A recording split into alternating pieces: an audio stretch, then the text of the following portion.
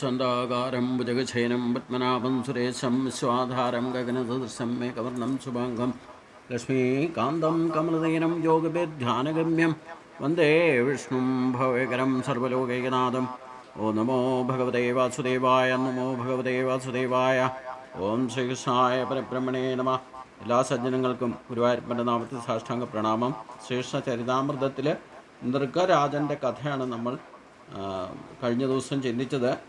അതിൽ നൃഗന് മോക്ഷം കൊടുത്തി നൃഗൻ ഭഗവാനെ പ്രദർശനം വെച്ച് സ്വർഗ്ഗലോകത്തിലേക്ക് വിമാനം വന്ന് അതിൽ കയറി പോവുകയും ചെയ്തു. അപ്പോൾ ഭഗവാൻ പിന്നീട് ആ യാദവ കുലത്തിലുള്ള തൻ്റെ പരമ്പരയിൽപ്പെട്ടവർക്ക് ഈ നൃഗൻ്റെ കഥ ഉദാഹരണമാക്കിക്കൊണ്ട് ചില ഉപദേശങ്ങൾ നൽകുന്നു. അത് നമ്മൾ കണ്ടതാണ്. ഭഗവാൻ കൃഷ്ണൻ തുടർന്നും തൻ്റെ കുലത്തിൽപ്പെട്ട മക്കളോട് പറഞ്ഞു, ധനം, അഭിമാനം, അധികാരം എന്നിവയിൽ ഊറ്റം കൊണ്ട് ബ്രാഹ്മണൻ്റെ സമ്പത്ത് കൈയടക്കാൻ ശ്രമിക്കുന്ന വിഡ്ഢിയായിരിക്കുന്ന ഭരണാധിപൻ നരകത്തിലേക്കുള്ള പാത തെളിയിക്കുകയാണ് ചെയ്യുന്നത് എന്ന് മനസ്സിലാക്കണം. ഇത്തരം ബുദ്ധിശൂന്യമായ പ്രവൃത്തിക്ക് എത്രമാത്രം കഷ്ടപ്പാട് അനുഭവിക്കേണ്ടി വരുമെന്ന് അയാൾ അറിയുന്നില്ല. അത്യന്തം ഉദാരമതിയും തന്നെ ആശ്രയിച്ച് കഴിയുന്ന വലിയ ഒരു കുടുംബത്തിൻ്റെ മുഴുവൻ ബാധ്യതയും ഏറ്റെടുത്ത് ഇരിക്കുന്നവനുമായിരിക്കുന്ന ബ്രാഹ്മണൻ്റെ വസ്തുവകകൾ തട്ടിയെടുക്കുന്നവന് വിധിച്ചിരിക്കുന്നത് കുംഭീഭാഗം എന്ന മഹാനരകമാണ്. അവൻ മാത്രമല്ല, അവൻ്റെ കുടുംബാംഗങ്ങളും ഇതുപോലെ ദയനീയമായ അവസ്ഥ അനുഭവിക്കേണ്ടി വരും. ബ്രാഹ്മണന് ആരെങ്കിലും കൊടുത്തതോ ബ്രാഹ്മണൻ ആർക്കെങ്കിലും കൊടുത്തതോ ആയ വസ്തു തട്ടിയെടുക്കുന്നവൻ 60,000 വർഷം മലത്തിലെ കൃമിയായിട്ട് ജീവിക്കാൻ ഇടവരും. അതിനാൽ ഇവിടെ സന്നിഹിതരായിരിക്കുന്ന കുട്ടികളും എൻ്റെ ബന്ധുക്കളുമായിട്ടുള്ളവരെല്ലാം അവരോടെല്ലാം എനിക്ക് പറയാനുള്ളത് ഇത്ര മാത്രമാണ്: അബദ്ധത്തിൽ പോലും ബ്രഹ്മസത്തിൽ കൈവച്ച് നിങ്ങളുടെ കുടുംബം മുഴുവൻ കളങ്കപ്പെടുത്താൻ ഇടയാകരുത്.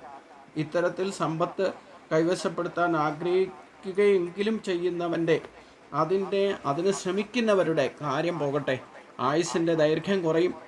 അവൻ ശത്രുക്കളോട് പരാജയപ്പെടും. രാജാധികാരം നഷ്ടപ്പെട്ട ഒടുവിൽ ശരീരം ഉപേക്ഷിക്കുമ്പോൾ അവൻ സർപ്പമായി തീരുകയും ചെയ്യും. മറ്റുള്ള ജീവികൾക്കെല്ലാം ഉപദ്രവകാരിയാണല്ലോ സർപ്പം. പ്രിയപ്പെട്ട കുട്ടികളെ, ബന്ധുജനങ്ങളെ, കോപിഷ്ഠനായിട്ട് ഒരു ബ്രാഹ്മണൻ നിങ്ങളെ ചീത്ത വിളിക്കുകയോ മുറിവേൽപ്പിക്കുകയോ അപമാനിക്കുകയോ ഏതെങ്കിലും തരത്തിൽ നിങ്ങൾ വേദനിപ്പിക്കുകയോ ചെയ്താൽ പോലും നിങ്ങൾ പ്രതിക്രിയയ്ക്ക് ഒരുമ്പെടരുതെന്ന് ഞാൻ ഉപദേശിക്കുന്നു. പുഞ്ചിരിക്കുന്ന മുഖത്തോടെ യഥാർത്ഥത്തിൽ അയാളോട് സഹിഷ്ണുത കാണിക്കണം. ആ ബ്രാഹ്മണനെ മാനിക്കണം. നാം പോലും നിത്യം 3 നേരം ബ്രാഹ്മണനെ പ്രണമിക്കാറുണ്ടെന്ന് നിങ്ങൾക്കറിയാം. അതിനാൽ എൻ്റെ ഉപദേശവും മാതൃകയും നിങ്ങൾ സ്വീകരിക്കണം. അതനുസരിക്കാത്തവരോട് നാം പൊറുക്കില്ല, അവരെ നാം ശിക്ഷിക്കും. മനഃപൂർവ്വം അല്ലെങ്കിൽ പോലും ബ്രാഹ്മണൻ്റെ സമ്പത്ത് തട്ടിയെടുക്കുന്നവർ ദയനീയമായ ജീവിതാവസ്ഥയിൽ തള്ളപ്പെടുമെന്ന് രാജാ നൃഗൻ്റെ ഉദാഹരണത്തിൽ നിന്ന് നിങ്ങളും മനസ്സിലാക്കണം. ഇപ്രകാരം ബദ്ധാത്മാക്കളുടെ ശുദ്ധീകരണ കർമ്മങ്ങളിൽ നിരന്തരം ഏർപ്പെട്ടിരിക്കുന്ന ഭഗവാൻ കൃഷ്ണൻ തൻ്റെ കുടുംബാംഗങ്ങൾക്കും ദ്വാരകാനിവാസികൾക്കോ മാത്രമല്ല സമൂഹത്തിന് ഒട്ടാകെ എന്നോണം ഈ ഉപദേശം ഉപകരിക്കും. തുടർന്ന് ഭഗവാൻ കൊട്ടാരത്തിലേക്ക് പോവുകയും ചെയ്തു. ഇവിടെ തൻ്റെ തലമുറയിൽപ്പെട്ട കുട്ടികളെ തന്നെ സന്തതികളെ തന്നെ നിമിത്തമാക്കിക്കൊണ്ട് മഹത്തായൊരു ഉപദേശം ഭഗവാൻ നൽകുന്നുണ്ടെങ്കിൽ അത് കേവലം ഭഗവാന്റെ കുലത്തിൽപ്പെട്ടവർക്കല്ല, ലോകഹിതത്തിന് വേണ്ടിയിട്ടാണ് ഇങ്ങനെ ഒരു ഉപദേശം നൽകുന്നത്. ഏതെങ്കിലും തരത്തിൽ ബ്രാഹ്മണൻ വേദനിപ്പിച്ചാൽ പോലും ഒരു കാരണവശാലും ബ്രാഹ്മണനെ സഹിഷ്ണുതയോടെ ക്ഷമയോടെ ആദരിക്കണം. അങ്ങനെയുള്ളവരെ പോലും ആദരിക്കണം എന്നാണ് പറയുന്നത്. അപ്പോൾ അത് ചെയ്യാതിരുന്നാൽ അങ്ങനെയുള്ളവർക്ക്, അത് മറ്റുള്ളവർ ഏത് ജാതിയിൽപ്പെട്ടവരായാലും വേണ്ടില്ല, അവർക്കൊക്കെ രാജാക്കന്മാരായാലും ഇന്നത്തെ കാലത്തുള്ളവരായാലും വേണ്ടില്ല, അതൊക്കെ ബ്രഹ്മഹത്യാ പാപമായിട്ടും പരിണമിക്കും. ഇതൊക്കെ ഇന്നത്തെ കാലത്തും നമുക്ക് അനുഭവം ഉണ്ടാകുമ്പോഴാണ് ഇത് പഠിക്കുക. എത്ര പറഞ്ഞാലും പണ്ട് ഉള്ള കുറച്ച് ഒരു പരശുരാമൻ്റെ കാലത്തിന് ശേഷം കേരളത്തിനെ പറ്റി സംബന്ധിച്ച് പറഞ്ഞാൽ, പരശുരാമൻ ഒരു പരമമായ ബ്രഹ്മസ്വവും ദേവസ്വവും പരമമായ ലക്ഷ്യം വെച്ചുകൊണ്ടാണ് ബ്രാഹ്മണർക്ക് ഇതെല്ലാം ദാനം ചെയ്ത് ബ്രാഹ്മണരോട് ദേവസ്വവും ബ്രഹ്മസ്വവും സംരക്ഷിക്കണമെന്ന് പറഞ്ഞത്. ഒരു 5 തലമുറ അതിനൊരു വ്യവസ്ഥയും ബ്രാഹ്മണർക്ക് കൊടുക്കുക. കാരണം ബ്രാഹ്മണൻ എന്ന് പറഞ്ഞാൽ കർമ്മം കൊണ്ട് മാത്രമല്ല ജ്ഞാനം കൊണ്ടും അവൻ ബ്രാഹ്മണനാകണം. അതുകൊണ്ട് ബ്രാഹ്മണൻ ദേവന് തുല്യമായിരിക്കുന്ന ആളെയാണ് ബ്രാഹ്മണപ്രിയൻ എന്ന് ഭഗവാൻ പറയുന്നത്. ബ്രാഹ്മണൻ തന്നെ ബ്രാഹ്മണപ്രിയൻ, ഭഗവാന് ബ്രാഹ്മണപ്രിയൻ എന്ന് പേരുണ്ടെങ്കിൽ ആ തത്തുല്യ ഭാവത്തിൽ തന്മയീ ഭാവത്തിൽ എത്തിയിട്ടുള്ള ബ്രാഹ്മണരെയാണ് ഭഗവാൻ ബഹുമാനിക്കാനും ആദരിക്കാനും ബഹുമാനിക്കാനും ശുശ്രൂഷിക്കാനൊക്കെ പറയുന്നത്. അതിനൊരു വ്യവസ്ഥയുണ്ട്. ബ്രാഹ്മണകുലത്തിൻ്റെതായ ധർമ്മം യഥാവിധി പാലിക്കപ്പെടണം, എല്ലാ കാലത്തും പാലിക്കപ്പെടണം. അങ്ങനെയുള്ളവരെയാണ് ഇത്തരത്തിൽ ആദരിക്കണം എന്ന് പറയുന്നത്. അപ്പം അത്തരത്തിൽ ആദരിക്കപ്പെടണമെങ്കിൽ, ബഹുമാനിക്കണമെങ്കിൽ അത് അവർ ചെയ്യുന്ന കർമ്മങ്ങളിൽ അവർക്ക് വേദന ഉണ്ടാക്കുന്ന വിധത്തിൽ മറ്റുള്ളവർ ആരും തരത്തിൽ പെരുമാറിയാലും വേണ്ടില്ല, അവർക്കൊക്കെ ഈശ്വരനെ അവഗണിക്കുന്നതിന് തുല്യമായിട്ട് മാറും. കാരണം ബ്രാഹ്മണർ ഈശ്വര തുല്യരായിട്ടാണ് ഇവിടെ ഭഗവാൻ താതാത്മ്യം ചെയ്യുന്നത്. അതുകൊണ്ടാണ് ഭഗവാൻ ബ്രാഹ്മണരെ ബഹുമാനിക്കുകയും ഭഗവാൻ മറ്റുള്ളവരുടെ മുമ്പിൽ വെച്ച് മാതൃക കാണിക്കുകയൊക്കെ ചെയ്തത്. പക്ഷേ നമ്മൾ കേരളത്തിലുള്ളവർക്ക് ഒരു 5 തലമുറ വരെ വരാഹശാസനം എന്ന് പറയുന്ന ഒരു ശാസന വ്യവസ്ഥിതി ബ്രാഹ്മണർക്ക് തന്നെ ഉപദേശിച്ചിരുന്നു പരശുരാമൻ. ദേവസ്വവും ബ്രഹ്മസ്വമാണ് പ്രധാനം അവർക്ക് ദാനമായിട്ട് ചെയ്തത്. അനേകം ക്ഷേത്രങ്ങളും സർപ്പക്കാവുകളും നിർമ്മിച്ച് അതൊക്കെ സംരക്ഷിക്കണം. ദേവസ്വം സംരക്ഷിക്കാൻ വേണ്ടിയിട്ടാണ് ബ്രാഹ്മണന് ബ്രഹ്മസ്വം കൊടുത്തത്. ബ്രഹ്മസ്വം എന്ന് പറഞ്ഞാൽ ബ്രാഹ്മണന് താമസിക്കാനും അവന് നിലനിൽക്കാൻ ആവശ്യമുള്ളതൊക്കെ അതിൽ നിന്ന് ബ്രഹ്മസ്വത്തിൽ നിന്ന് കിട്ടും. ദേവസ്വം എന്ന് പറഞ്ഞാൽ ദേവനെ ആശ്രയിച്ചുകൊണ്ട് ദേവൻ്റെതായ സ്വത്ത് ഇത് സംരക്ഷിക്കാൻ വേണ്ടിയിട്ട് ബ്രാഹ്മണരെ ഏൽപ്പിച്ചതും ബ്രാഹ്മണർ അത് സംരക്ഷിക്കുന്നതിനാവശ്യമായ തൻ്റെ ശരീരത്തെ നിലനിർത്തുന്നതിനും കുടുംബം ഉണ്ടെങ്കിൽ കുടുംബത്തെ നിലനിർത്താനും ആവശ്യമായ സമ്പത്താണ് കരുതി വയ്ക്കാൻ വേണ്ടിയിട്ട് ബ്രാഹ്മണർക്ക് കൊടുത്തത്. അതാണ് ബ്രഹ്മസ്വം എന്ന പേരിൽ അറിഞ്ഞത്. അന്നത്തെ കാലത്ത് ഒരു 5 തലമുറ വരെ ഈ വരാഹശാസനവും ഇല്ലെങ്കിൽ പരശുരാമൻ പറഞ്ഞിരുന്ന ശാസന വ്യവസ്ഥിതിയൊക്കെ അനുസരിച്ചുകൊണ്ട് അന്നത്തെ ബ്രാഹ്മണർ ജീവിച്ചു. 5 തലമുറ വരെ ഈ പറയുന്ന ശ്രേയസ് നിലനിൽക്കുകയും ചെയ്തു. അതിൻ്റെയും തെളിവുകൾ നമുക്ക് ഇന്നും ഉണ്ട്. കാരണം ചില കുടുംബങ്ങൾ, ബ്രാഹ്മണ കുടുംബങ്ങൾ തന്നെ ഇന്നും ദേവന്മാരെ സർപ്പകാവുകളോടുകൂടി ശ്രേഷ്ഠമായിട്ട് പരശുരാമൻ്റെ കാലത്ത് കൊടുത്തിട്ടുള്ള ആ ശ്രേഷ്ഠമായ ചില ശക്തികളും അവർക്ക് ബ്രാഹ്മണ കുടുംബത്തിന് കൊടുത്തിരിക്കുന്നത്. അത് അതേപടി ആചാരാനുഷ്ഠാനങ്ങളെ പാലിക്കുന്ന കുടുംബങ്ങൾ ഇന്നും കേരളത്തിൽ അവൈലബിൾ ആണ്. അവർക്ക് ആ ശ്രേയസ് നിലനിൽക്കുന്നുണ്ട്. അത് തലമുറയായിട്ട് തന്നെ ആ ചിട്ടയും ആചാരാനുഷ്ഠാനങ്ങളും ഒക്കെ ഇന്ന് കൃത്യമായിട്ട് പാലിക്കുന്ന കുടുംബമുണ്ട്. മണ്ണാർശാല ഇല്ലെങ്കിൽ സർപ്പങ്ങളുടെ തറവാടെന്നറിയപ്പെടുന്ന ആ പാമ്പുമേക്കാട് മണ്ണാർശാലയൊക്കെ പോയി നോക്കിയാൽ അറിയാം. അങ്ങനെ പല ക്ഷേത്രങ്ങളും അതിനോട് കുടുംബങ്ങളിൽ ഇന്നും ബ്രാഹ്മണ കുടുംബങ്ങൾ പരിപാലിക്കുന്ന ക്ഷേത്രങ്ങളും ആചാരാനുഷ്ഠാനങ്ങൾ അനുസരിച്ച് നടക്കുന്നിടത്തൊക്കെ ഇന്നും ശ്രേയസ്സുണ്ട്. അത് തെറ്റിച്ചവർക്കെല്ലാം അഡ്രസ്സ് പോലും ഇല്ലാതായി. ഇതൊക്കെ നമുക്ക് പ്രത്യക്ഷത്തിൽ തെളിവാണ്. പിന്നീട് എന്താ സംഭവിച്ചെന്ന് ചോദിച്ചാൽ, ബ്രാഹ്മണർ അധപ്പതിക്കുന്ന ശൂദ്രൻ്റെ കൂട്ടുള്ള പെരുമാറ്റം ഇല്ലെങ്കിൽ അധപ്പതിക്കുന്ന വിധത്തിൽ തന്നെ ശക്തികളെ ഈ പറയുന്ന ശാസന വ്യവസ്ഥിതി പാലിക്കാതിരിക്കുകയും ആ ബ്രാഹ്മണൻ്റെ കഴിവുകളെ ദുർവിനിയോഗം ചെയ്യുകയും അതിനെ അപമാനിക്കുകയും അത് ദുർവിനിയോഗം ചെയ്ത് നശിപ്പിച്ചാൽ 5 തലമുറയ്ക്കകം തന്നെ എല്ലാ അഡ്രസ്സ് ഇല്ലാതെ വരുന്നു ഭഗവാൻ പരശുരാമൻ പറഞ്ഞിട്ടുണ്ടായിരുന്നു. അതൊക്കെ ഇന്ന് പ്രത്യക്ഷമാണ്, യാതൊരു സംശയവുമില്ല. എൻ്റെ തലമുറയിൽപ്പെട്ട കുടുംബം വരെ അഡ്രസ്സ് ഇല്ലാതെ ആയിട്ടുണ്ടെന്ന്. പിന്നെ അതിനെ എൻ്റെ എന്തോ പൂർവ്വജന്മ സുഹൃതം കൊണ്ട് അതിനെയൊക്കെ തിരിച്ചു കൊണ്ടുവരാൻ വേണ്ടിയിട്ടൊരു ശ്രമം നടത്തി. അപ്പോൾ ഞാൻ പറഞ്ഞ് കേട്ട് പ്രവർത്തിക്കുന്നവർക്കൊക്കെ അതനുസരിച്ച് ശ്രേയസ്സും കുടുംബത്തിൽപ്പെട്ടവർക്ക് തന്നെ ഉണ്ടായിട്ടുണ്ട്. എനിക്ക് തന്നെ എല്ലാം നഷ്ടപ്പെട്ടിട്ടാണ് ഇന്നത്തെ നിലയിലേക്ക് എത്തിയിരിക്കുന്നത്. നമുക്ക് ദേവസ്വം സംരക്ഷിക്കാൻ തുടങ്ങിയപ്പോൾ, അല്ലെങ്കിൽ ദേവനെ സംരക്ഷിക്കാൻ, ദേവനെ പൂജിക്കാൻ തുടങ്ങിയപ്പം മറ്റ് ചിന്തകൾ നമുക്കെല്ലാം നഷ്ടപ്പെട്ടിട്ടും ഈശ്വരൻ്റെ പൂജ വിടാതെ ചെയ്തതുകൊണ്ട്, അതൊന്നും പഠിച്ചിട്ടോ ഇല്ലെങ്കിൽ ഒന്നുമില്ല, പൂർവ്വജന്മ വാസനയാൽ നിഷ്കളങ്ക ഭാവത്തിൽ നിഷ്കാമ കർമ്മമായിട്ട് അത് ചെറുപ്പം മുതലേ അങ്ങനെ ഒരു ശീലത്തിൽ ചെയ്തതുകൊണ്ട് ഇന്ന് നമുക്ക് തിരിച്ചു കിട്ടി ബ്രഹ്മസം വരെ എന്ന് പറഞ്ഞാൽ നമുക്ക് താമസിക്കാനും നമുക്ക് ഉപയോഗിക്കാനും ജീവിക്കാനുള്ള മാർഗവും ഒക്കെ അതിൽ നിന്ന് തന്നെ ആ ശാസന വ്യവസ്ഥിതി പാലിക്കാൻ തുടങ്ങിയപ്പോൾ കിട്ടിയെന്നർത്ഥം. അതിൻ്റെ ശ്രേയസ് അടുത്ത തലമുറയ്ക്കും കൂടെ, ഒരു 3 തലമുറയ്ക്കും കൂടെ, ശ്രേയസ് എന്ന് പറഞ്ഞാൽ എന്താ, അടുത്ത 3 തലമുറയ്ക്ക് നിലനിർത്താൻ സാധിക്കാം. അവർ 100% എന്നെ പോലെ ആയിട്ടില്ലെങ്കിൽ തന്നെ അവർക്ക് അതിൻ്റെ വെളിച്ചം കിട്ടി തുടങ്ങിയെന്നർത്ഥം, അടുത്ത തലമുറയ്ക്കും കൂടി. ഇത് മാത്രമല്ല, ഭഗവാൻ ശ്രീകൃഷ്ണൻ പറഞ്ഞതനുസരിച്ച് കൊണ്ട് ആരൊക്കെ നമ്മളെയോ അറിഞ്ഞോ അറിയാതെയോ ബ്രഹ്മസം കൈവശപ്പെടുത്തി അവരെ പോലും എനിക്ക് നേരിട്ടറിയാം. അതായത് നമ്മൾ താമസിച്ചിരുന്ന സ്ഥലം പോലും മറ്റവരുടെ കൈവശാവകാശത്തിൽ പോയി അതൊക്കെ പിടിച്ചെടുത്ത് അവർ താമസിച്ചിരുന്നവർ ഇന്നും നേരിട്ട് ഞാൻ അവിടെയൊക്കെ സന്ദർശിച്ചിട്ടുണ്ട്. അവർക്കൊന്നും സമാധാനം എന്ന് പറയണതില്ല. ഭഗവാൻ പറഞ്ഞത് ഒരു 5-10 തലമുറ വരെ അങ്ങനെ പിടിച്ചെടുക്കുന്നവർ അറിഞ്ഞോ അറിയാതെ പിടിച്ചെടുത്താലും, നമ്മുടെ തെറ്റുകൊണ്ടാണെങ്കിൽ പോലും ബ്രാഹ്മണന് പറ്റിയ അബദ്ധം കൊണ്ടാണ് മറ്റുള്ളവർ ഇത് പിടിച്ചെടുത്ത് ഉപയോഗിക്കാൻ ഇടവന്നാൽ പോലും അവർക്ക് നിത്യനരകം അനുഭവിക്കേണ്ടി വരുന്ന ഭഗവാൻ പറഞ്ഞത് ഇവിടെ. അത് പ്രത്യക്ഷത്തിൽ ഞാൻ കണ്ടിട്ടുണ്ട്.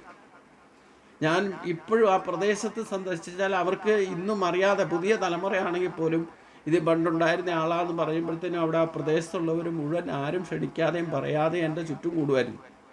ഇപ്പോഴും അതെ, ചെന്നാൽ ഭയങ്കര ബഹുമാനം. കാരണം ഇവർക്കൊന്നും സമാനമല്ല. ഞങ്ങൾ എന്താ ചെയ്യേണ്ടതെന്നാണ് ചോദിക്കണവർ. അവരുടെ പുതിയ തലമുറയ്ക്ക് ഇതെന്ത് എങ്ങനെ പിടിച്ചെടുത്തതെന്നോ ഇപ്പൊക്കെ അവരുടെ പേരിലാണ്. പക്ഷേ അവർക്കതറിയില്ല, തലമുറകൾ കൈമാറിക്കഴിഞ്ഞു. പക്ഷേ എന്നിട്ടും അതിൻ്റെ ദുരിതം അവർ അനുഭവിക്കേണ്ടതുണ്ട്. അപ്പം ഇതിൽ നിന്ന് നമ്മളെന്താ, അപ്പം ഭഗവാൻ കൃഷ്ണൻ ഇവിടെ യാദവകുലത്തിലെ സ്വന്തം മക്കൾക്ക് നിർഗൻ്റെ അനുഭവം പറഞ്ഞു കൊടുക്കുമ്പം അന്ന് കൊടുത്ത ഉപദേശം ഇന്നും പ്രാബല്യത്തിലാണെന്നർത്ഥം. അപ്പം ഈശ്വര നിയമങ്ങളെ ആർക്കും ലംഘിക്കാൻ സാധ്യമല്ല എന്നർത്ഥം. അതിന്നും അദൃശ്യ രൂപത്തിലിരിക്കുന്ന ഈശ്വരൻ അദൃശ്യമായ ഒരു വ്യവസ്ഥിതി ഉണ്ടാക്കി വെച്ചിട്ടുണ്ട്. അതനുസരിച്ച് ഈ ലോകം നടക്കൂ. എത്രയൊക്കെ നമ്മൾ പുതിയ ടെക്നോളജിയാണ്, അല്ലെ പുതിയ വികാസമാണ്, അന്നത്തെ കാലത്തെ പോലെ ഇന്ന് ജീവിക്കാൻ പറ്റില്ല എന്നൊക്കെ പറഞ്ഞാലും ഈശ്വരൻ്റെ വ്യവസ്ഥിതിയെ തെറ്റിച്ചിട്ട് ആർക്കും നടക്കാൻ സാധ്യമല്ല. അത് മനസ്സിലാക്കിക്കൊള്ളുക. പ്രത്യേകിച്ചും കേരളത്തിലുള്ളവർ എപ്പോഴും ഓർത്തിരിക്കണം, ഈ ഭഗവാൻ പറഞ്ഞ ഉപദേശം ബ്രാഹ്മണർക്കും ബാധകമാണ്. ബ്രാഹ്മണരുടെ കയ്യിൽ നിന്ന് കൈവശപ്പെടുത്തി ബ്രഹ്മസവും ദേവസവും ഒക്കെ കയ്യേറി താമസിക്കുന്നവർക്കും അതിൻ്റെ ദുരിതമുണ്ടാകുന്ന മാത്രമല്ല, അന്തിമ ഫലവും കൂടെ ഞാൻ പറയാം, കേരളം തിരിച്ച് കടലിലേക്ക് പോകും. യാതൊരു സംശയവുമില്ല. ഇപ്പം പ്രത്യക്ഷമാണ്. നമ്മളിപ്പോൾ 2-3 മാസത്തേക്ക് ചൂടിൻ്റെ ആധിക്യം, ശിവജ്വരത്തിൻ്റെ പ്രത്യക്ഷ ഫലം നമ്മളെല്ലാവരും അനുഭവിച്ചു. ഇനി വരാൻ പോകുന്ന നാരായണ ജ്വര എപ്പോഴും ജയിക്കുന്നത്, അഗ്നിയെ നമുക്ക് ജലം കൊണ്ട് കെടുത്താൻ, നശിപ്പിക്കാൻ സാധിക്കും. പക്ഷേ ജലം വന്നാൽ എന്ത് ചെയ്യും? ജലത്തെ ഇല്ലാതെയാക്കാൻ എന്ത് പറയും? സമുദ്രത്തിലേക്ക് പോയി ചേർന്നാൽ പോലും അത് റിവേഴ്സ് അടിക്കും. അപ്പം എന്താ സംഭവിക്കുക? അതാണ് മഹാപ്രളയം ജലം കൊണ്ടെന്ന് പറയുന്നത്. അഗ്നി ജ്വലിച്ച് ഹീറ്റ് വർദ്ധിച്ച് നമ്മുടെ മരണം പോലും സംഭവിക്കുന്നത്, ഈ ശരീരം നശിക്കുന്നത് പോലും നമ്മുടെ മരണസമയത്ത് ശരീരം ലിമിറ്റ് കൂടുതൽ ഹീറ്റാവും. 100 ഡിഗ്രിക്ക് മേലെ, 100, 107, 110 എത്തും മരണശയ്യയിൽ കിടക്കുന്ന ഒരാൾക്ക്. മരണ അവസ്ഥയിലേക്ക് എത്തുന്നത് ഹീറ്റ് കൂടിയിട്ടായിരിക്കും. അതിനെ പെട്ടെന്ന് തന്നെ ശിവജ്വരം ബാധിക്കും. ശിവജ്വരം ബാധിക്കുമ്പോഴാണ് ഈ ചൂട് കൂടുക. ആ മരണസമയത്ത് മരണത്തിലേക്ക് എത്തണ ആ ഘട്ടം വരുമ്പം നാരായണജ്വരമാണ് മരണത്തിലേക്ക് എത്തിക്കുക എന്ന് പറഞ്ഞാൽ അതിശൈത്യം ബാധിക്കും. അതായത് ഈ അഗ്നിയെ കെടുത്താൻ വേണ്ടിയിട്ട് നമ്മുടെ ശരീരത്ത് അതിശൈത്യം ബാധിച്ചാൽ കാലു മുതൽ ശരീരത്തിൻ്റെ മറ്റു ഭാഗങ്ങളെല്ലാം തണുത്ത് വിറയ്ക്കാൻ തുടങ്ങും. അപ്പോൾ ജീവൻ ശരീരം വിട്ടു. നാരായണിലേക്ക് ലയിക്കുക ചെയ്യാം. നാരായണനാണല്ലോ ജലാംശം. അപ്പോൾ ശരീരത്തെ ജലാംശം നഷ്ടപ്പെടും, ഉള്ളത് തണുത്തുറഞ്ഞു പോകും. അപ്പോൾ അഗ്നിക്ക് നിൽക്കാൻ പറ്റാതെ വരും. അപ്പം അപ്രകാശ സ്വരൂപമാണ് ആത്മാവ്. അപ്പോൾ ഈ ജലം കയറിയിട്ട് ആത്മസ്വരൂപത്തെ വിധ്വംസിക്കപ്പെടും എന്നർത്ഥം. അപ്പം ഈ ബ്രഹ്മത്വം എന്ന് പറയുന്നത് ബ്രാഹ്മണന് മാത്രമല്ല, ഈ ബ്രഹ്മം എന്ന് പറയുന്നതാണ് ജീവനായിട്ട് എല്ലാവരിലും ഇരിക്കുന്നത്. അപ്പോൾ അതിനെ ബഹുമാനിക്കാതെ, അതിനെ സംരക്ഷിക്കാതെ, അതിനെ വേണ്ട വിധത്തിൽ ഉപയോഗിക്കാതെ ഇരിക്കുന്നതും ഏത് ജാതിയിൽപ്പെട്ടവരും, പ്രത്യേകിച്ച് മനുഷ്യ ഗണത്തിൽപ്പെട്ടവർ, മനുഷ്യ കുലത്തിൽപ്പെട്ടവർ, അവർക്ക് വിശേഷ ബുദ്ധിയുള്ളതുകൊണ്ട് ഈ പറയുന്ന തത്വത്തെ മനസ്സിലാക്കിക്കൊണ്ട് അതിനെ ആദരിക്കുകയും ബഹുമാനിക്കുകയും ശുശ്രൂഷിക്കുകയും ഒക്കെ ചെയ്യണം. അപ്പോഴേ ശരീരത്തെ പോലും നിലനിർത്താൻ സാധിക്കുകയുള്ളൂ. അപ്പോൾ അതിന് വിരുദ്ധമായിട്ട് ഈ ദൈവിക ശക്തിയെ നമ്മൾ നമ്മുടെ ഇഷ്ടമനുസരിച്ചുകൊണ്ട് ദുർവിനിയോഗം ചെയ്താൽ അത് ബ്രഹ്മഹത്യയാണ്. ഇവിടെ ബ്രാഹ്മണനെ പറ്റി മാത്രമേ ഭഗവാൻ ഉപദേശം നൽകുന്നുള്ളൂ എന്ന് കരുതണ്ട. കാരണം ബ്രഹ്മഹത്യ എന്ന് പറയുന്നത് ബ്രഹ്മമാണ് നമ്മുടെ ജീവാത്മാവായിട്ടിരിക്കുന്നത്. അതിനെ ദുർവിനിയോഗം ചെയ്യുകയോ അതിനെ വേണ്ട വിധത്തിൽ സംരക്ഷിച്ച് ഉപയോഗിക്കാതെ ഇരുന്നാൽ അത് നമ്മുടെ തന്നെ നാശത്തെ വിളിച്ചു വരുത്തും. ആ ബ്രഹ്മത്തെ ഹനിക്കുകയാണ് ചെയ്യുക. അതിനെ ദുർവിനിയോഗം ചെയ്താലും, അത് ഉപയോഗിക്കാതിരുന്നാലും, അതിനെ മറന്നു ജീവിച്ചാലും അത് ഒരു കണക്കിൽ ഹത്യയാണ്. അപ്പോൾ നമ്മുടെ ഓരോ ജീവനും ആണ് ആദ്യം സംരക്ഷിക്കപ്പെടേണ്ടത്. ആത്മസംരക്ഷണം ആർക്ക് സംഭവിക്കുന്നോ അവർക്ക് ശരീരത്തെ പോലും സംരക്ഷിക്കാനും ശരീരത്തിന് വേണ്ടുന്നതൊക്കെ നിലനിർത്തിക്കൊണ്ട് യോഗക്ഷേമമായിട്ട് അനായാസന ജീവിക്കണമെങ്കിൽ ആത്മസംരക്ഷണമാണ് ഈ ബന്ധനത്തിൽ നിന്ന് നമ്മൾ മുക്തമാക്കേണ്ടത് ആ ഈശ്വരൻ്റെ വരദാനമായിരിക്കുന്ന ആത്മശക്തിയാണെന്നാണ് തിരിച്ചറിയേണ്ടത്. അതാണ് ഈ ഉപദേശത്തിൽ നിന്ന് മുഖ്യമായിട്ട് മനസ്സിലാകേണ്ടത്. യാദവകുലം പോലും നശിക്കുന്ന കാരണമൊക്കെ നമുക്ക് മനസ്സിലാവും. ഇവിടെ ഇത്രയൊക്കെ ശ്രേഷ്ഠമായിട്ട് പറഞ്ഞു കൊടുത്തിട്ടും ആ തൻ്റെ കുലത്തിൽപ്പെട്ടവർ പോലും അത് മറന്നിട്ട് ബ്രാഹ്മണ ശാപം വിളിച്ചു വരുത്തി. ഈ കുലത്തിൽപ്പെട്ടവർ ഇവരൊക്കെ തന്നെയായിരുന്നു കുലത്തിലുണ്ടായിരുന്നവർ. ഇത് സംഭവിക്കുന്ന ഭഗവാൻ അറിയാം. എന്നാലും മുൻകൂട്ടി ഭഗവാൻ പറയാനുള്ളത് പറഞ്ഞു കൊടുത്തിട്ടുണ്ട്. നമുക്കും പരശുരാമൻ പറഞ്ഞു തരാനുള്ളതൊക്കെ പറഞ്ഞു തന്നിട്ടുണ്ട്. പക്ഷെ അത് ഓർമ്മയില്ലാതെ കുറേ കാലം ഓട്ടോമാറ്റിക്കായിട്ട് അത് തലമുറകൾ കൈമാറുമ്പോൾ അത് ലോപം സംഭവിക്കുന്നുള്ളത് തർക്കമില്ലാത്ത കാര്യമാണ്. എന്നാലും അതെല്ലാ കാലത്തും എല്ലാ നൂറ്റാണ്ടിലും ആരെങ്കിലുമൊക്കെ ഇതിനെയൊക്കെ ഉയർത്തിക്കൊണ്ടുവരാൻ ആരെങ്കിലുമൊക്കെ ഭാരത സംസ്കാരത്തിൽ ഉണ്ടാകുന്ന, കാരണം ഭാരത സംസ്കാരമാണ് ഈ ആത്മീയതയുടെ അടിത്തറ എന്ന് പറഞ്ഞിട്ടുണ്ട്. അതുകൊണ്ട് അത് നിലനിർത്താൻ വേണ്ടിയിട്ടുള്ള പ്രോസസ്സ് നടക്കും. എന്നാലും യുഗത്തിൻ്റെ കാലത്തിൻ്റെ ഗതി കൊണ്ട് ചില ദിവസമൊക്കെ നശിക്കേണ്ടത് നശിക്കുക തന്നെ ചെയ്യും. യാതൊരു സംശയമില്ല അക്കാര്യത്തിൽ. ഭൂമിക്ക് ഭാരം കൂടിയാൽ അത് നശിപ്പിക്കും, അത് യാതൊരു സംശയമില്ല. അതിനൊരു വ്യവസ്ഥിതി, ഡിസ്റ്റർബ് ആൻഡ് ഡിസ്ട്രോയ് എന്ന് പറയുന്ന വ്യവസ്ഥിതി ഉണ്ടെന്ന് ഭഗവാൻ തന്നെ പറഞ്ഞിട്ടുണ്ട്. പരിത്രാണായ സാധൂനാം വിനാശായ ചതുഷ്കൃത ധർമ്മ സംസ്ഥാപനാർത്ഥായ സംഭവാമി യുഗേ യുഗേ എന്ന് ഭഗവാൻ തന്നെ പറഞ്ഞിട്ടുണ്ട്. അതുകൊണ്ട് ചിലത് ഓനേക്കോ കോൺ ടാൽ സക്താ ഹെ എന്ന് പറഞ്ഞ പോലെ ചില കാര്യങ്ങളൊക്കെ സംഭവിക്കേണ്ട സമയത്ത് സംഭവിക്കും. ഈ ശ്രേഷ്ഠമായ ഉപദേശങ്ങളൊക്കെ നമുക്ക് പൂർവികരായിട്ട് കാണിച്ചു തന്നിട്ടുണ്ട്. അത് പ്രത്യക്ഷ പ്രമാണങ്ങളായിട്ടുമുണ്ട്. എന്നാലും വേണ്ടില്ല, നമ്മൾ അതിനെയൊക്കെ അവഗണിച്ച് ചിലപ്പോൾ ജീവിക്കാൻ ഇടവരുമ്പം നമ്മൾ നിമിത്തമായിക്കൊണ്ട് തന്നെ സർവനാശത്തെ വിളിച്ചു വരുത്താനും ഇടവരും. അപ്പം ഇതൊക്കെ മനസ്സിലാക്കിക്കൊണ്ട് പ്രവർത്തിക്കുന്ന ആയിരക്കണക്കിന് മനുഷ്യരിൽ ഒരാളെങ്കിലും മോക്ഷത്തിൽ, ഇപ്പം നിർഗന് ഒരു ജന്മം തന്നെ നഷ്ടപ്പെട്ടു ഒന്നായിട്ടൊക്കെ ജനിച്ചു ശ്രേഷ്ഠ കുലത്തിൽ ജനിച്ചയാളാണ്.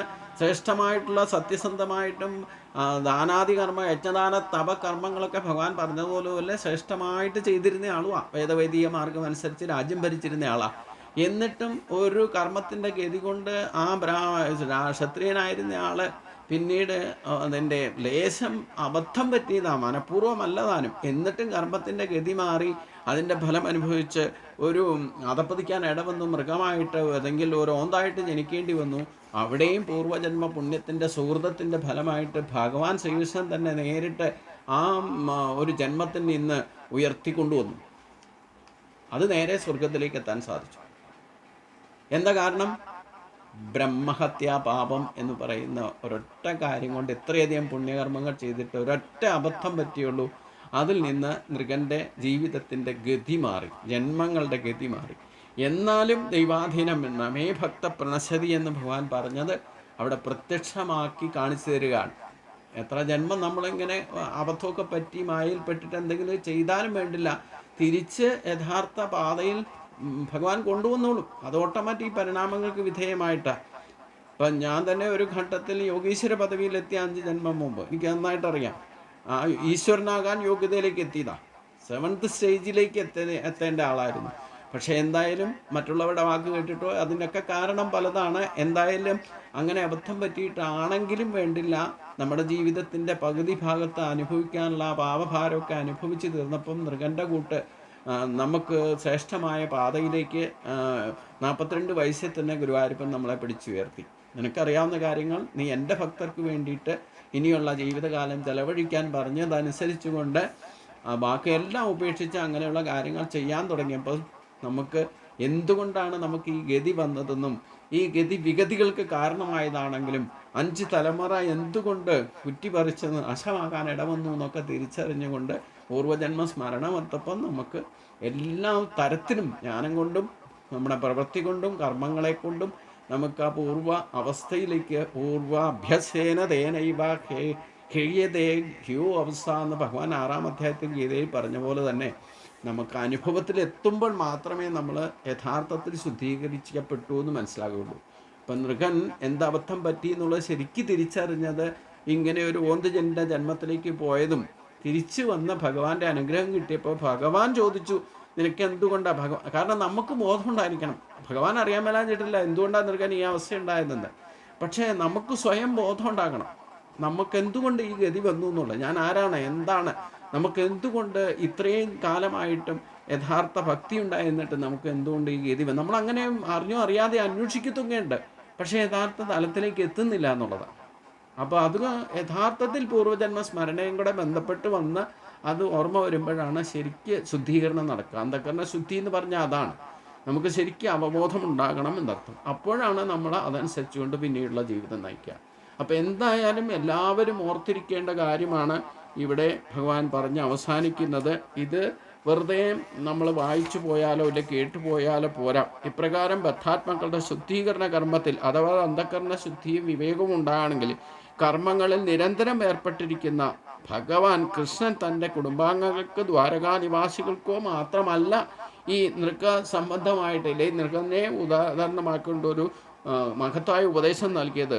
അത് ലോക നന്മയ്ക്ക് വേണ്ടിയിട്ടാണെന്ന് അറിഞ്ഞുകൊണ്ട് ഈ അധ്യായം ശരിക്കും സ്മരിക്കണം എന്ന് തന്നെയാണ് പറയുന്നത്. അപ്പോൾ ബ്രാഹ്മണൻ്റെ സമ്പത്ത് തട്ടിയെടുക്കുകയോ പ്രത്യക്ഷമായിട്ടോ പരോക്ഷമായിട്ടോ ബ്രാഹ്മണനെ വേദനിപ്പിച്ചാൽ അതിൻ്റെ പരിണതഫലം ആ ചെയ്യുന്നവരുടെ തലമുറകളിലുള്ളവർക്ക് പോരാ അതിൻ്റെ പരിണതഫലങ്ങൾ ദുരിതം അനുഭവിക്കേണ്ടി വരും. ബ്രാഹ്മണരും ശ്രദ്ധിക്കണം. തനിക്ക് കിട്ടിയിരിക്കുന്ന ഈശ്വര പ്രേമത്വം കൊണ്ട് ഇല്ലെങ്കിൽ ഈശ്വരൻ്റെ ഭക്തി കൊണ്ട് കിട്ടിയിരിക്കുന്ന ശ്രേഷ്ഠ ജന്മത്തെ വ്യർത്ഥമായി കളഞ്ഞാൽ, ദുർവിനിയോഗം ചെയ്താൽ, അത് വേണ്ട വിധത്തിൽ പരിഗണിക്കാതെ അത് വേണ്ട വിധത്തിൽ ബ്രാഹ്മണത്വം എങ്ങനെയാണ് നിലനിർത്തണമെന്ന് ഭഗവാൻ തന്നെ പറഞ്ഞിട്ടുണ്ട്. അതനുസരിച്ചുകൊണ്ട് ജീവിച്ചാൽ മാത്രമേ ആ ഐശ്വര്യം നിലനിർത്താൻ സാധിക്കുകയുള്ളൂ. ഇല്ലെങ്കിൽ അവൻ്റെ തന്നെ കുലത്തിന് നാശമുണ്ടാകും എന്ന് ബ്രാഹ്മണരും മനസ്സിലാക്കണം. കാരണം ഇന്നത്തെ ബ്രാഹ്മണരും ഈ പറയുന്ന വ്യവസ്ഥയൊക്കെ തെറ്റിച്ചിട്ട് നടക്കണം. അതുകൊണ്ട് അവരും കൂടെ ഇത് തിരിച്ചറിയണം. എല്ലാവർക്കും ഈശ്വരനെ പ്രാപിക്കാൻ അർഹതയുണ്ട്. യോഗ്യത ബ്രാഹ്മണനായാൽ പോലും മറ്റുള്ളവരായാലും ഈ ഭഗവാൻ പറഞ്ഞിട്ടുള്ള ഉപദേശങ്ങളെ, മാതൃകകളെ ഭഗവാൻ തന്നെ പ്രവർത്തിച്ച് കാണിച്ചു തരിക ചെയ്തത്. അതുകൊണ്ടാണ് ഭഗവാനെ ശ്രീകൃഷ്ണനെ പൂർണ്ണാവതാരം എന്ന് പറയുന്നത്. അത് പ്രത്യേകം ശ്രദ്ധിച്ചില്ലെങ്കിൽ എന്താ കുഴപ്പമെന്ന് ചോദിച്ചു കഴിഞ്ഞാൽ നമ്മൾ വെറുതെ കഥ കേൾക്കുന്ന പോലെ കേട്ടു പോകരുത്. അതുകൊണ്ടാണ് ജന്മകർമ്മജവേദി വേമ്യപം വ്യോപേതി തത്വതാ തെക്വാദേഹം പുനജന്മനേതി മാമേയുസ്വ അർജുന എന്ന് ഗീതയിൽ ഭഗവാൻ ഉപദേശിച്ചത്. എൻ്റെ ദിവ്യമായ ജന്മവും എൻ്റെ കർമ്മങ്ങളും താത്വികമായിട്ട് മനസ്സിലാക്കണം. അത് മനസ്സിലാക്കുന്ന വിധത്തിൽ മനസ്സിലാക്കി വന്നു കഴിഞ്ഞാൽ അപ്പോഴത്തേനും നമുക്ക് നമ്മുടെ പൂർവ്വജന്മ സ്മരണയും ഓർമ്മയും ഒക്കെ ഭഗവാൻ ഉണ്ടാക്കി തരും, നൃഗനുണ്ടായതുപോലെ തന്നെ. അപ്പോഴേ നമ്മൾ അന്ധകരണ ശുദ്ധിയും വിവേകവും ഉണ്ടാകുകയുള്ളൂ. അതിന് ശ്രേഷ്ഠമായൊരു ഉപദേശമാണ് ഈ നൃഗൻ്റെ ജന്മത്തിലൂടെ ഭഗവാൻ നൽകുന്നത് എന്ന് മനസ്സിലാക്കിക്കൊണ്ട് വേണം ഈ ഒരു അധ്യായം തന്നെ നമ്മൾ സ്മരിക്കാൻ. അത് ഭഗവാൻ തന്നെ വെളിപ്പെടുത്തുന്നു. ഇത് പ്രത്യേകം ഓർത്തിരിക്കേണ്ട കാര്യമാണ്. ഏത് ജന്മത്തിലായാലും ഇങ്ങനെ ബ്രഹ്മഹത്യ എന്ന് പറയുന്നത് ഈശ്വരഹത്യയാണ്. ശരിക്കും ഈശ്വരൻ്റെ ശക്തിയെ അവഗണിക്കലാണ് എന്നുകൂടി ഭഗവാൻ ഇതിൽ നിന്ന് നമ്മളെ വെളിപ്പെടുത്തി വരികയാണ്. അതുകൊണ്ട് അത് ഉണ്ടാകാതിരിക്കട്ടെ. ഈശ്വരൻ്റെ കൃപയാൽ തന്നെ നമുക്ക് ഉയർച്ചയിലേക്ക് ഉയർന്നു പോകാൻ നമുക്ക് സാധിക്കട്ടെ എന്ന് പ്രാർത്ഥിച്ചുകൊണ്ട് ഈ അധ്യായം നമുക്ക് സമർപ്പിക്കാം. ഓം സ്വസ്തി പ്രജാഭ്യാം പരിപാലയണ്ട ന്യായനമാർഗേണ മഹിമഗീശാകോ ബ്രാഹ്മണേഭ്യോ ശുഭകീർത്തിയം ലോകാ സമസ്താ സുഖിനോ ഭവന്തു. ലോകാ സമസ്താ സുഖിനോ ഭവന്തു. ഓം ശാന്തി ശാന്തി ശാന്തി.